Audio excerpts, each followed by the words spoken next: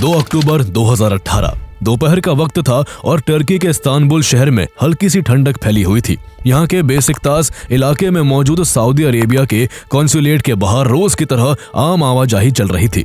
इस बीच दोपहर के ठीक 1:14 पर यहाँ एक सऊदी जर्नलिस्ट जमाल खशोगी अपनी फियांसे हैटिस सेंगिस के साथ पहुंचते हैं। वो अपनी पिछली शादी से जुड़े डिवोर्स डॉक्यूमेंट्स लेने आए थे ताकि वो जल्द से जल्द कानूनी तौर पर हैटिस सेंगिस से निकाह कर सके। जमाल खशोगी हैटिस को बाहर वेट करने को कहकर कॉन्सुलेट के अंदर चले गए। हैटिस को लगा कि ये बस कुछ मिनटों की बात है, जमाल डॉक्यूमेंट्स लेकर बाहर आएंगे और दोनों साथ लौट जाएंगे। लेकिन उन्हें कहां पता था कि कॉन्सुलेट की 4 दीवारी के अंदर जमाल खशोगी के साथ कुछ ऐसा होने वाला है जिसकी कल्पना उन्होंने बुरे से बुरे सपने में भी नहीं की थी। हैटिस सेंगिस को इंतजार करते हुए कई घंटे बीत जाते हैं, लेकिन जमाल खशोगी बाहर नहीं आते। बेचैनी बढ़ने पर हैटिस सेंगिस घबराकर पहले वहां के गार्ड्स, फिर स्टाफ और फिर टर्की प्रेसिडेंट के एडवाइजर यासिन अख्ते तक से कांटेक्ट करती है, लेकिन कोई भी नहीं बता पाता कि आखिर जमाल खशोगी कहां गए और उनके साथ क्या हुआ। दिन दहाड़े सऊदी कॉन्सुलेट के अंदर से एक वर्ल्ड फेमस जर्नलिस्ट के अचानक गायब होने से टर्किश गवर्नमेंट पर भारी दबाव था। ऐसे में कुछ दिन बाद टर्किश ऑफिशियल्स के हाथ कुछ ऑडियो टेप्स लगती हैं जिसने पूरी दुनिया को हिलाकर रख दिया। जब जमाल खशोगी सऊदी कॉन्सुलेट पहुंचे थे तब सऊदी इंटेलिजेंस ऑफिसर मेहर मुतरेब को वॉकी टॉकी पर किसी से ये पूछते हुए सुना गया था कि जिस जानवर की बलि देनी है वो आ गया क्या। इतना ही नहीं, उन्हीं टेप्स में हत्या के बाद बॉडी को कितने टुकड़ों में काटा जाएगा और उन टुकड़ों को कैसे डिस्पोज किया जाएगा, इस पर भी चर्चा होती है। इसका मतलब था कि जमाल खशोगी को सऊदी कॉन्सुलेट के अंदर ही बेरहमी से मार दिया गया था और इसमें सऊदी स्टेट मशीनरी शामिल थी।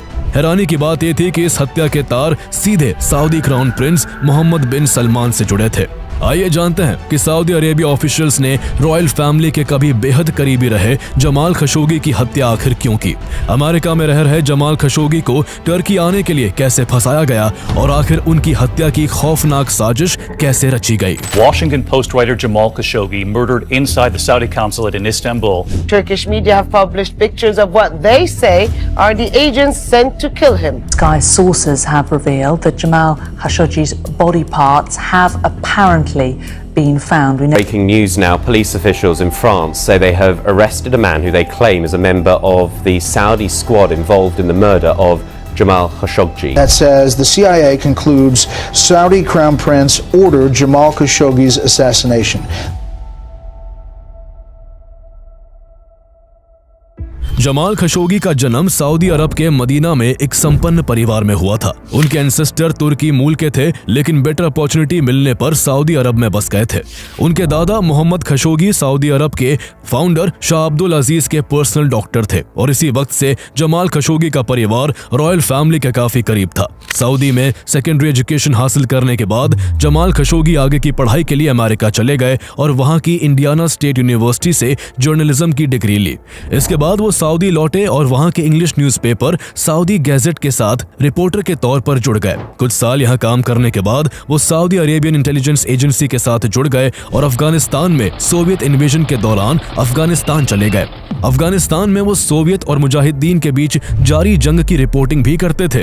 अफगानिस्तान में ही उनकी मुलाकात कुख्यात आतंकी ओसामा बिन लादेन से हुई थी और लादेन ने उन्हें कई बार इंटरव्यू भी दिया था। दोनों के बीच काफी अच्छे संबंध बन गए थे और कहा जाता है कि उन्होंने लादेन को आतंक के रास्ते से हटाने की कोशिश भी की थी। अफगानिस्तान से लौटने के बाद जमाल खशोगी सऊदी अरब के न्यूज़पेपर अल मदीना और अरब न्यूज से जुड़े और इस दौरान मिडिल ईस्ट और गल्फ कंट्री में फॉरेन कॉरेस्पॉन्डेंट्स के तौर पर काम किया। इससे उनकी जियोपॉलिटिकल अंडरस्टैंडिंग काफी अच्छी हो गई और वो एक बेबाक जर्नलिस्ट के तौर पर अपनी छवि बनाने में कामयाब रहे। शुरुआत में जमाल खशोगी के उनके एंसेस्टर की ही तरह सऊदी रॉयल फैमिली से काफी अच्छे रिश्ते थे। उन्होंने कई बार सऊदी किंग के पक्ष में आर्टिकल्स लिखे, उनके मीडिया इनिशिएटिव्स को सपोर्ट किया और सऊदी पॉलिसीज को दुनिया के सामने सॉफ्ट तरीके से पेश किया। ये नजदीकियां इस कदर थी कि उन्होंने रॉयल फैमिली से ही बिलोंग करने वाले प्रिंस तुर्की बिन फैसल के मीडिया एडवाइजर के तौर पर भी काम किया, जो सऊदी अरेबिया के जनरल इंटेलिजेंस डायरेक्टोरेट के हेड रहे थे और बाद में अमेरिका में सऊदी एम्बेसडर बने। इस दौरान उन्हें अमेरिका के साथ साथ दूसरे देशों के बड़े नेताओं से मिलने का मौका मिला और वो दुनिया भर में में पॉपुलर हो गए। इसके बाद वो साल 2007 में सऊदी के प्रोग्रेसिव न्यूज़पेपर माने जाने वाले अल वतन से एडिटर के तौर पर जुड़े। यही वो वक्त था जब उनका रॉयल फैमिली के साथ रिश्ता बिगड़ना शुरू हुआ। अल वतन के जरिए वो कभी महिलाओं को फ्रीडम दिए जाने की मांग करते, कभी फ्रीडम ऑफ स्पीच दिए जाने का मुद्दा उठाते, तो कभी सऊदी की रीजनल और डोमेस्टिक पॉलिसीज को लेकर सऊदी के किंग को कटघरे में खड़ा करते। लेकिन सऊदी अरेबिया में मीडिया पर सख्त स्टेट कंट्रोल था। रॉयल फैमिली के खिलाफ खुलकर लिखना न सिर्फ नापसंद किया जाता था, बल्कि इसे देश के खिलाफ जाना माना जाता था। एडिटर्स और जर्नलिस्ट से ये उम्मीद की जाती थी कि वो सरकार की तय की हुई रेड लाइन से बाहर ना जाए। जमाल खशोगी का बेखौफ लिखना इसी सिस्टम के लिए सबसे बड़ा खतरा बन गया। इसलिए 2010 में रॉयल फैमिली ने अल वतन पर इतना प्रेशर बनाया कि जमाल खशोगी को अपनी नौकरी छोड़नी पड़ी। लेकिन इसके बाद भी जमाल ने सवाल उठाना नहीं छोड़ा। वो कभी इंटरनेशनल ब्रॉडकास्टर के स्पेशल गेस्ट के तौर पर सऊदी सरकार की आलोचना करते, तो कभी इसके लिए अपने सोशल मीडिया, खासकर ट्विटर का सहारा लेते। इसी बीच साल 2016 में अमेरिकन प्रेसिडेंशियल इलेक्शन में रिपब्लिकन पार्टी ने जबरदस्त जीत हासिल की और डोनाल्ड ट्रंप अमेरिका के प्रेसिडेंट बने। डोनाल्ड ट्रंप की सऊदी के किंग सलमान के बेटे मोहम्मद बिन सलमान उर्फ MBS से काफी बनती थी, जो उस समय सऊदी अरब के डिफेंस मिनिस्टर के तौर पर काम कर रहे थे और सख्त एक्शन के लिए जाने जाते थे। उन्हें अपने खिलाफ बोलने वाले लोग बिल्कुल भी पसंद नहीं थे और जो भी ऐसा करने की हिम्मत करता था वो रास्ते से हटा दिया जाता था। लेकिन मोहम्मद बिन सलमान के सख्त मिजाज के बावजूद जमाल खशोगी उनको भी क्रिटिसाइज करने से पीछे नहीं हटते थे। जब मोहम्मद बिन सलमान के आदेश पर सऊदी अरब ने अपने पड़ोसी देश यमन पर एयर स्ट्राइक की, तो जमाल खशोगी ने इसे बेवकूफ़ी भरा फैसला बताया था और कहा था कि इससे सऊदी अरब की पूरी दुनिया में छवि खराब हो रही है। तभी से मोहम्मद बिन सलमान जमाल खशोगी से काफी चिड़े रहते थे, लेकिन बेखौफ जमाल के मन में मोहम्मद बिन सलमान का कोई डर नहीं था और ऐसे में वो दिसंबर 2016 में सऊदी न्यूज़पेपर अल हयात में लिखे अपने कॉलम में डोनाल्ड ट्रंप को भी खूब क्रिटिसाइज करते हैं। ये बात मोहम्मद बिन सलमान को इस कदर चुभ जाती है कि जमाल खशोगी को राइटिंग, टीवी अपीयरेंस और किसी भी तरह के कॉन्फ्रेंसेस अटेंड करने से बैन कर दिया जाता है। इतना ही नहीं, उनके ट्विटर अकाउंट पर भी बैन लगा दिया जाता है और यही से जमाल खशोगी की जिंदगी में भूचाल आने की शुरुआत हो जाती है। इसके बाद साल 2017 आता है, जब सऊदी अरब में दशकों से चली आ रही परंपरा भी टूट जाती है। दरअसल सऊदी रॉयल फैमिली के लॉ ऑफ सक्सेशन के अनुसार राजा के बाद थ्रोन राजा के जीवित भाई को मिलता था, लेकिन किंग सलमान नियमों को ताक पर रखकर जून 2017 में अपने बेटे मोहम्मद बिन सलमान को क्राउन प्रिंस बना देते हैं। क्राउन प्रिंस बनते ही मोहम्मद बिन सलमान की पावर और बढ़ जाती है और वो अपने विरोधियों के खिलाफ स्ट्रिक्ट एक्शन लेते हुए उन्हें जेल में डलवाना शुरू कर देते हैं। मोहम्मद बिन सलमान के क्राउन प्रिंस बनते ही जमाल खशोगी को समझ आ गया कि अब उनका सऊदी में रहना खतरे से खाली नहीं है, इसलिए वो उसी महीने जून 2017 में सऊदी अरब छोड़ देते हैं और अमेरिका के वर्जीनिया शहर को अपना परमानेंट ठिकाना बना लेते हैं। अमेरिका आने के बाद वो यही के न्यूज़पेपर वॉशिंगटन पोस्ट के साथ एज ए कॉलमनिस्ट जुड़ जाते हैं। अब अमेरिका में बेखौफ रहकर वो एक बड़े प्लेटफॉर्म से सऊदी के क्राउन प्रिंस मोहम्मद बिन सलमान की पॉलिसीज की धज्जियां उड़ाने लगते हैं। वो लिखते हैं कि सऊदी में मोहम्मद बिन सलमान ने आतंक मचाया हुआ है और हर कोई वहां उनके डर के साए में जी रहा है। आगे उन्होंने लिखा कि वो सऊदी में मोनार्की के विरोधी नहीं है, बस सिस्टम में रिफॉर्म चाहते हैं। नवंबर 2017 में जब मोहम्मद बिन सलमान ने तानाशाही रवैया अपनाते हुए 200 बिजनेसमैन, प्रिंसेस और एक्स ऑफिसर्स को अरेस्ट करके एक होटल में हाउस अरेस्ट में डाल दिया, तो जमाल खशोगी ने अपने कॉलम के जरिए मोहम्मद बिन सलमान को फिर घेरा। उन्होंने इस घटना की तुलना उस the night of the long knife से की, जिसमें साल 1934 में एक ही रात में हिटलर ने अपने तमाम राइवल्स को ठिकाने लगा दिया था। इस लेवल के क्रिटिसिज्म की वजह से जमाल खशोगी मोहम्मद बिन सलमान के लिए एक ऐसी गले की फांस बन चुके थे जिसे वो चाहकर भी नहीं निकाल पा रहे थे, क्योंकि जमाल उनसे हजारों किलोमीटर दूर एक ऐसे देश में बैठे थे जहां बोलने की पूरी आजादी थी। एक ऐसी लड़ाई चल रही थी जिसमें एक तरफ एक पावरफुल क्राउन प्रिंस था और दूसरी तरफ एक जर्नलिस्ट जिसके पास लिखने को कलम और उठाने को आवाज थी। लेकिन ये आवाज मोहम्मद बिन सलमान को इस कदर चुभ रही थी कि वो इस आवाज को हमेशा के लिए खामोश करने के लिए अपने खास लोगों को जमाल खशोगी की हत्या करने का काम सौंप देते हैं। जमाल खशोगी अमेरिका में सुरक्षित थे, लेकिन उनके मोहम्मद बिन सलमान के विरोध की कीमत सऊदी में रह रहा उनका परिवार चुका रहा था। उनके परिवार के लोगों की ट्रैवलिंग रोक दी गई थी और वो बिना सऊदी सरकार को बताए देश से बाहर कहीं ट्रैवल नहीं कर सकते थे। सोशल मीडिया पर भी जमाल खशोगी के खिलाफ कैंपेन चलाया जा रहा था और वहां उन्हें कैंसर, गद्दार और ज़ायोनिस्ट कहा जा रहा था। लेकिन इन सब से बेपरवाह जमाल खशोगी अमेरिका में लिखने के साथ साथ प्यार के गुल खिलाने में भी लगे थे। उनकी जिंदगी में एक बार फिर एक नया प्यार दस्तक दे चुका था। दरअसल जमाल खशोगी तब तक 3 शादियां कर चुके थे। उन्होंने पहली शादी राबिया अल तुनीसी नाम की महिला से की थी, जिनसे उनके 4 बच्चे थे और वो सभी सऊदी में रहते थे। इसके बाद उन्होंने अला नासिफ नाम की महिला से शादी की। इसके बाद जमाल खशोगी अमेरिका रहने चले गए और यहाँ उनका दिल इजिप्ट की हनन इलात्र पर आ गया। 2 जून 2018 को उन्होंने हनन इलात्र से तीसरी शादी कर ली। लेकिन हैरान करने वाली बात यह थी कि जमाल खशोगी इस दौरान एक और महिला पर डोरे डाल रहे थे। हनन इलात्र से शादी करने के महज 1 महीने पहले मई 2018 में वो एक कॉन्फ्रेंस में भाग लेने टर्की के इस्तांबुल गए हुए थे, जहां उनकी मुलाकात हैटिस सेंगिस नाम की PhD स्कॉलर से हुई। अपनी जिंदगी में हनन इलात्र के होने के बावजूद जमाल खशोगी हैटिस सेंगिस को अपने प्यार में गिरफ्त कर लेते हैं। यहाँ गौर करने वाली बात यह है कि उन्होंने अपनी तीसरी पत्नी हनन इलात्र के बारे में पहले ही दुनिया से छिपा रखा था। इसके अलावा ना तो हनन इलात्र को जमाल के नए प्यार हैटिस सेंगिस के बारे में पता था और ना ही हैटिस सेंगिस को उनकी तीसरी वाइफ हनन इलात्र के बारे में जानकारी थी। इसके बावजूद जमाल खशोगी न केवल हैटिस सेंगिस से सगाई करते हैं, बल्कि अपनी चौथी शादी के भी ख्वाब देखने लगते हैं। लेकिन यही शादी का ख्वाब उन्हें जल्द ही मौत की ओर ले जाने वाला था। दरअसल जमाल खशोगी और हैटिस सेंगिस के बीच एक अड़चन थी। खशोगी सऊदी के थे और वहां के कानून के हिसाब से 4 पत्नियां रख सकते थे, लेकिन हैटिस सेंगिस टर्किश थी और उनसे शादी करने और उसे टर्की में रजिस्टर करवाने के लिए पिछली पत्नियों से लिए गए तलाक के डॉक्यूमेंट्स चाहिए थे। चूंकि उनकी 2 पत्नियां सऊदी में रहती थी, इसलिए डॉक्यूमेंट सऊदी सरकार द्वारा जारी किए जाने थे। ऐसे में एक तरफ जहां जमाल खशोगी किसी भी तरह से सऊदी सरकार से डॉक्यूमेंट्स हासिल करने की कोशिशों में जुटे हुए थे, तो वहीं दूसरी तरफ मोहम्मद बिन सलमान के खास लोग उनकी हत्या की खतरनाक साजिश रचने में लगे हुए थे। मोहम्मद बिन सलमान के लोग चाहते थे कि जमाल खशोगी कैसे भी बस एक बार वापस सऊदी आ जाए ताकि उनका काम तमाम किया जा सके।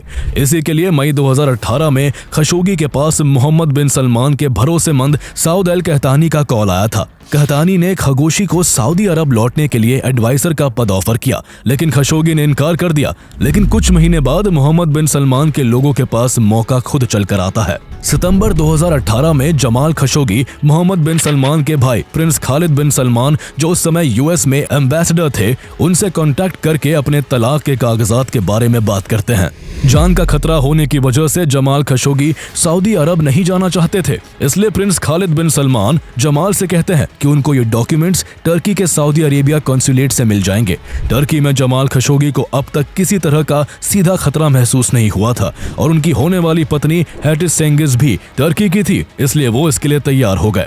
इसके बाद 28 सितंबर 2018 को जमाल खशोगी इस्तांबुल पहुंचकर सऊदी कॉन्सुलेट विजिट करते हैं, लेकिन वहां उन्हें बताया जाता है कि उनके डॉक्यूमेंट्स अभी रेडी नहीं हैं और उन्हें 2 अक्टूबर 2018 को दोबारा आना होगा।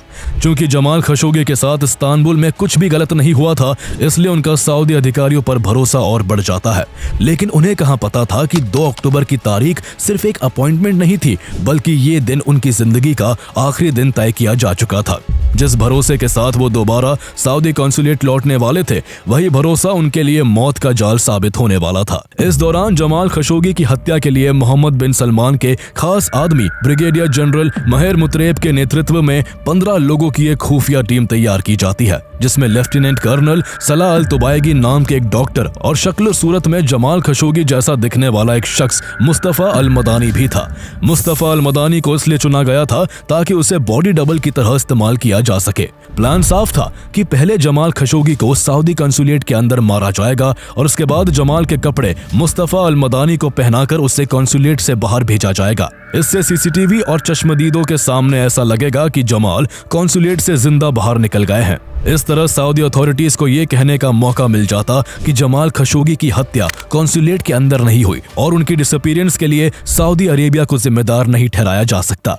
इस तरह सारी तैयारी हो जाने के बाद ये लोग 2 अक्टूबर को 3:13 AM पर सऊदी अरेबिया के रियाद से एक प्राइवेट जेट के जरिए इस्तांबुल पहुंच जाते हैं। इसके बाद सभी लोग 2 ग्रुप्स में बंटकर अलग अलग सऊदी कॉन्सुलेट में एंटर करते हैं। यहाँ एक टीम का काम कॉन्सुलेट के अंदर जमाल खशोगी की हत्या करना था, जबकि दूसरी टीम का काम उनकी लाश को ठिकाने लगाना था। सऊदी कॉन्सुलेट में दाखिल होते ही सभी नॉन सऊदी एम्प्लॉइज को दोपहर 12 बजे घर भेज दिया जाता है। इस बीच जमाल खशोगी सुबह 11:50 पर टर्की के सऊदी कॉन्सुलेट फोन करके एक बार फिर कंफर्म करते कि उनकी डॉक्यूमेंट्स तैयार हो गए या नहीं। कॉन्सुलेट की तरफ से उन्हें बताया जाता है कि उनके डॉक्यूमेंट्स दोपहर 1 बजे तक तैयार हो जाएंगे और तब वो इन्हें ले सकते हैं। ऐसे में जमाल खशोगी अपनी मंगेतर हैटिस सेंगिस के साथ दोपहर 12:42 पर अपने अपार्टमेंट के पास से एक टैक्सी लेकर कॉन्सुलेट की ओर रवाना हो जाते हैं।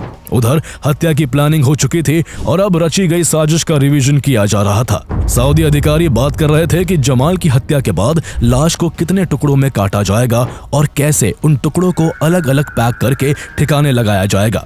इस बीच दोपहर करीब 1 बजे जमाल खशोगी हैटिस सेंगिस के साथ कॉन्सुलेट के गेट पर पहुंच जाते हैं। इसी दौरान सऊदी कॉन्सुलेट में मौजूद मेहर मुतरेब वॉकी टॉकी पर किसी से पूछते हैं जिस जानवर की बलि देनी है वो आ गया है क्या। दूसरी तरफ से हाँ में जवाब मिलता है। हरी झंडी मिलते ही सभी लोग अपने काम के लिए तैयार हो जाते हैं। उन्हें लग रहा था कि वो जमाल की हत्या करके साफ साफ बच जाएंगे, लेकिन उन्हें कहाँ पता था कि टर्किश इंटेलिजेंस ने कॉन्सुलेट में बग्स लगाए हुए थे और उनकी सारी बातचीत रिकॉर्ड हो रही थी। इधर जमाल खशोगी कॉन्सुलेट के अंदर जाने से पहले एक अनयूजुअल एहतियात बरतते हैं। वो अपनी मंगेतर को अपना मोबाइल फोन देते हैं और कहते हैं कि अगर उन्हें वापस आने में ज्यादा देर हो जाए तो वो तुरंत टर्की प्रेसिडेंट रिसेप ताइब एर्दोगान के एडवाइजर यासिन अतके को फोन कर दे। ये शब्द उस बात का संकेत है कि जमाल के मन में भी कहीं ना कहीं खतरे की आशंका मौजूद थी, लेकिन फिर भी वो खुद को ये समझा चुके थे कि एक कंसुलेट की इमारत के अंदर उनके साथ कुछ गलत नहीं होगा। इसके बाद 1:14 पर वो गेट से अंदर दाखिल हो जाते हैं। उनके अंदर कदम रखते ही सऊदी अफसर उन पर खूंखार जानवर की भांति टूट पड़ते हैं। उन्हें बेहोश करने के लिए एनेस्थीसिया और ड्रग्स देने की कोशिश शुरू कर दी जाती है। जमाल खशोगी बचने की भरपूर कोशिश करते हैं, लेकिन झुंड के सामने उनका हौसला जवाब दे जाता है। इसके बाद वो लोग खशोगी का गला दबा देते हैं, जिससे जमाल बुरी तरह छटपटाने लगते हैं। उन्हें तड़पता देखकर वहां मौजूद बेरहम लोग जोर जोर से हंसने लगते हैं और उनका जमकर मजाक बनाते हैं। इन्हीं क्रूर ठहाकों के बीच जमाल खशोगी का शरीर शांत पड़ने लगता है। वो मुश्किल से बस आई कांट ब्रीथ कह पाते हैं और कुछ ही देर में उनकी जान चली जाती है। अब जमाल खशोगी का शरीर फर्श पर पड़ा था और सऊदी अफसर उनके शरीर को ठिकाने लगाने का काम शुरू कर देते हैं। इस दौरान मानवता की सारी हदें पार कर दी जाती है। डॉक्टर तुबैगी तेज म्यूजिक बजाकर हेडफोन पहनता है और लाश को टुकड़े टुकड़े कर ब्लैक प्लास्टिक बैग्स में भरने लगता है। इसी बीच जनरल मुतरेब को सऊदी से एक कॉल आता है और दूसरी तरफ का शख्स पूछता है क्या काम पूरा हो गया है। जनरल मुतरेब हाँ में जवाब देता है तो दूसरी तरफ का शख्स सभी को वहां से जल्द निकलने को कहकर फोन काट देता है। लाश की पैकिंग के बाद जमाल खशोगी का बॉडी डबल मुस्तफा अल मदानी जमाल खशोगी के कपड़े पहन लेता है और जमाल की तरह एक नकली दाढ़ी भी लगा लेता है। इसके बाद वो कंसुलेट से बाहर निकलकर आसपास की गलियों में चक्कर काटने लगता है ताकि ये सब सीसीटीवी में रिकॉर्ड हो सके और फिर बाद में दिखाया जा सके कि जमाल खशोगी सही सलामत सऊदी कंसुलेट से बाहर निकल गए थे। दूसरी तरफ कंसुलेट के बाहर इंतजार करती हैटिस सेंगिस जमाल के कई घंटों तक वापस न लौटने से काफी बेचैन हो जाती है। चूंकि जमाल अपना फोन भी हैटिस सेंगिस को दे गए थे, इसलिए वो कंसुलेट के नंबर पर कॉल करती है, लेकिन कॉल नहीं उठता। इसके बाद वो भागकर कंसुलेट के गेट पर खड़े गार्ड से जमाल के बारे में पूछती है, जो उनसे कहता है कि अंदर अब कोई नहीं है। ये सुनकर हैटिस सेंगिस डर जाती है और किसी अनहोनी की आशंका में टर्की प्रेसिडेंट एडवाइजर यासिन अतके और कई बड़े टर्किश अधिकारियों से बात करती है। टर्किश अधिकारी जब कंसुलेट में कांटेक्ट करते हैं तो वहां से जवाब मिलता है कि खशोगी वहां से कब के जा चुके हैं। एक कंसुलेट से इतने फेमस जर्नलिस्ट के गायब होने की खबर से पूरे टर्की में हंगामा मच जाता है। टर्की के प्रेसिडेंट उन्हें खोजने के लिए एक टीम बनाते हैं जो तुरंत ही जमाल को खोजने में जुट जाती है। अगले दिन 3 अक्टूबर को टर्की अपनी इन्वेस्टिगेशन शुरू कर देता है। शुरुआत में कॉन्सुलेट के अधिकारियों से पूछताछ की जाती है, लेकिन वो इस बात पर अड़े रहे कि खशोगी कॉन्सुलेट से बाहर जा चुके थे और उन्हें इस बात की कोई जानकारी नहीं है कि इस वक्त वो कहां हैं। ऐसे में Turkey investigation team Saudi consulate में लगे अपने बग की सहायता से सच्चाई को टटोलने में लग जाती है। जांच में उन्हें 2 अहम सबूत हाथ लगते हैं, जिनसे उनके भी हाथ पांव फूल गए। पहला, सर्विलेंस फुटेज, जिसमें 2 अक्टूबर को सऊदी से आए 15 लोग कॉन्सुलेट के भीतर घुसते दिख रहे थे, जिनमें सऊदी का एक फॉरेंसिक डॉक्टर और टॉप सिक्योरिटी अधिकारी शामिल थे।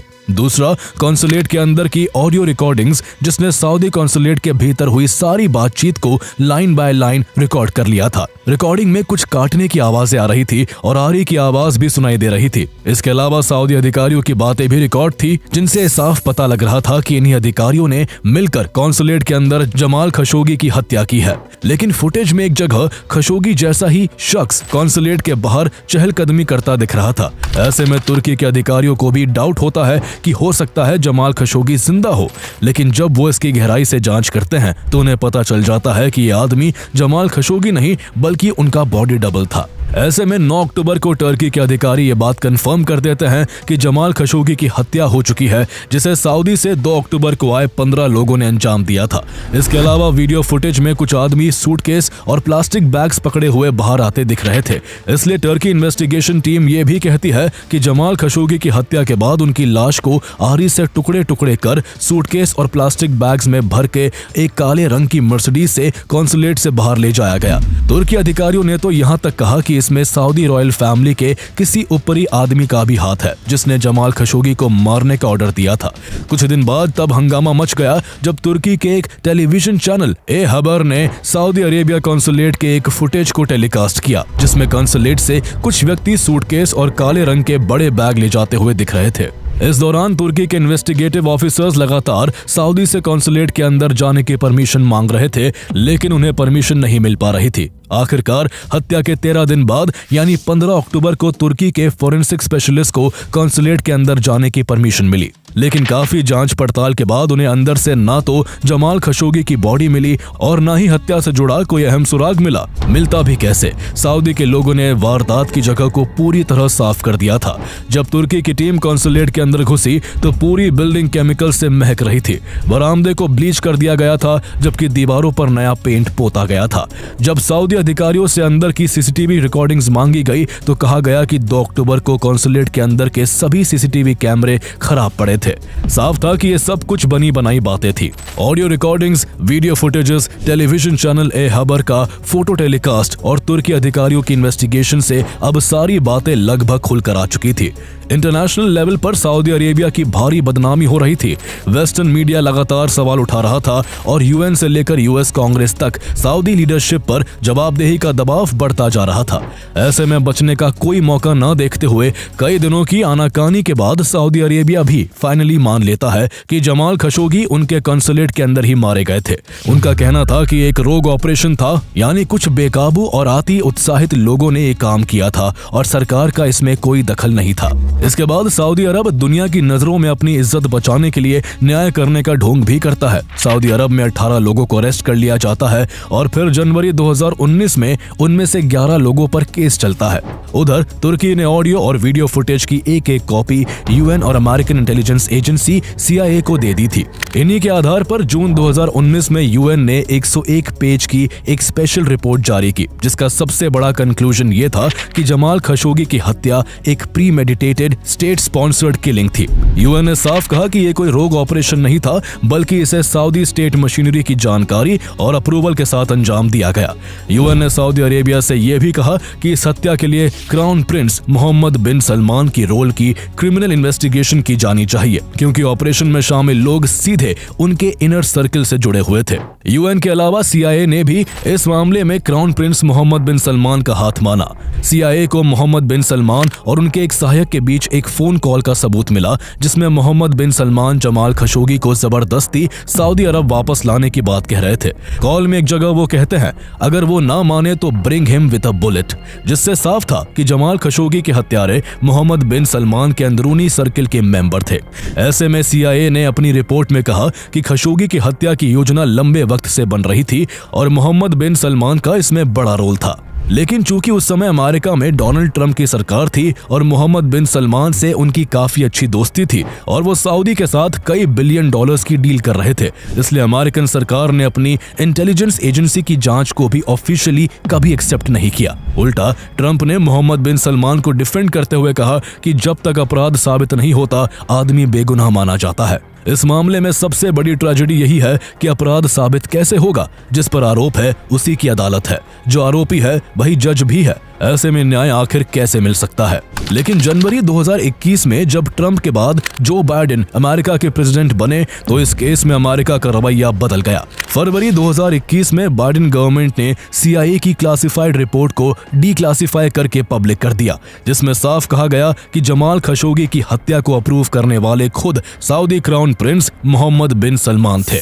इसके बाद अमेरिका ने खशोगी बैन लागू किया, जिसके तहत सऊदी अरेबिया और दूसरे देशों के ऐसे अधिकारियों पर वीजा रेस्ट्रिक्शंस और सैंक्शंस लगाए गए जो जर्नलिस्ट और डिसिडेंट्स को टारगेट करने में शामिल पाए गए। इसी के तहत कई सऊदी इंटेलिजेंस ऑफिशियल्स और ऑपरेटिव्स पर ट्रैवल बैन्स और एसेट रेस्ट्रिक्शंस भी लगाए गए। हालांकि सच को दुनिया के सामने लाने के बाद भी अमेरिका ने अपने पर्सनल इंटरेस्ट के चलते ना तो सऊदी अरेबिया पर कोई स्ट्रिक्ट एक्शन लिया और न ही मोहम्मद बिन सलमान का बाल तक बांका किया गया। न्याय तो नहीं मिला, लेकिन न्याय का ढोंग भरपूर किया गया। दिसंबर 2019 में सऊदी की कोर्ट उन 11 गिरफ्तार हुए लोगों में से 5 को जमाल खशोगी की हत्या के इल्जाम में मौत की सजा सुनाती है, जबकि 3 को 7 से 10 साल की जेल की सजा मिलती है। वही 3 लोगों को इस मामले से बरी कर दिया जाता है, लेकिन इस मामले में आगे जो हुआ वो और भी घिनौना था। 5 लोगों को मौत की सजा सुनाए जाने के कुछ दिन बाद अचानक जमाल खशोगी का बेटा सलाह खशोगी सामने आया और उसने पब्लिकली कहा कि उसके परिवार ने आरोपियों को माफ कर दिया है। सऊदी कानून के तहत विक्टिम के परिवार वाले चाहे तो गुनहगार को माफी दे सकते हैं, लिहाजा इस केस में फांसी रोक दी गई और सभी 5 आरोपियों की फांसी की सजा को 20 साल की सजा में बदल दिया गया। आगे चलकर रिपोर्ट्स में सामने आया कि जमाल के परिवार और बेटे ने ऐसा फैसला मोहम्मद बिन सलमान के दबाव में आकर लिया था। रिपोर्ट्स के मुताबिक खशोगी के 4 बच्चों को कॉम्पेंसेशन के तौर पर $multi-million हाउसेज और मंथली 5 फिगर पेमेंट्स दिए गए। सऊदी सरकार के इस फैसले पर जमाल खशोगी की मंगेतर रही हैटी सेंगिस ने रिएक्ट करते हुए कहा था कि ये न्याय नहीं बल्कि न्याय के नाम पर किया गया महज एक तमाशा था। उनके मुताबिक असली गुनहगारों को कभी कटघरे में खड़ा ही नहीं किया गया और पूरी प्रक्रिया का मकसद सिर्फ मामले को दबाना था। इतना कुछ हो जाने के बाद भी जमाल खशोगी की बॉडी कभी नहीं मिल सकी। हालांकि इसको लेकर समय समय पर अलग अलग तरह के दावे किए जाते रहे हैं। साल 2019 में अल जजीरा ने खशोगी मर्डर पर एक इन्वेस्टिगेटिव डॉक्यूमेंट्री रिलीज की थी, जिसमें दिखाया गया कि जमाल खशोगी की लाश को सऊदी कंसुलेट में बने एक ओवन में 3 दिन तक जलाकर खत्म किया गया था। तो वही एक दूसरे दावे के मुताबिक जमाल खशोगी की बॉडी को एक कॉन्सुलेट ऑफिसर के घर ले जाकर जला दिया गया था। सच्चाई क्या थी ये आज भी पर्दे के पीछे ही है, लेकिन जो बात बिल्कुल साफ है वो ये कि जमाल खशोगी की हत्या सिर्फ एक आदमी की मौत नहीं थी। ये उस सिस्टम का एक्सपोजर थी जहां ताकतवर लोगों के लिए कानून अलग होता है और सच को दबाने के लिए पावर, पैसा और डर तीनों का इस्तेमाल किया जाता है। यह इस बात का एग्जाम्पल था कि जस्टिस अक्सर पावर के सामने हार जाता है और सच सामने आने पर भी एक्सेप्ट नहीं किया जाता है।